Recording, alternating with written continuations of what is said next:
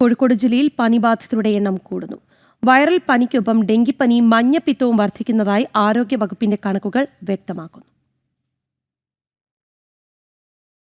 മഴക്കാലമായതോടെയാണ് ജില്ലയിൽ പനിബാധിതരുടെ എണ്ണം കൂടിയത്. ജൂലൈയിൽ മാത്രം 162 പേരാണ് ഡെങ്കിപ്പനി ബാധിച്ച് ചികിത്സ തേടിയത്. കഴിഞ്ഞ മാസം 21 പേർക്ക് എലിപ്പനി ബാധിച്ചു. ഈ വർഷം എലിപ്പനി ലക്ഷണങ്ങളോടെ ചികിത്സ തേടിയെത്തിയ 12 പേരാണ് മരിച്ചത്. മഞ്ഞപ്പിത്ത ബാധിതരുടെ എണ്ണവും വർദ്ധിച്ചതായാണ് കണക്കുകൾ.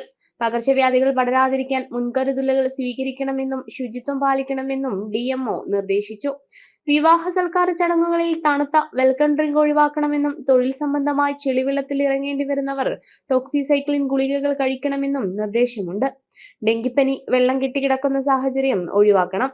പരിസര ശുചിത്വവും വ്യക്തി ശുചിത്വവും ഉറപ്പാക്കണമെന്നും രോഗം ബാധിച്ചാൽ സ്വയം ചികിത്സ ഒഴിവാക്കി എത്രയും പെട്ടെന്ന് ആശുപത്രിയിൽ എത്തണമെന്നും ആരോഗ്യവകുപ്പ് അറിയിച്ചു.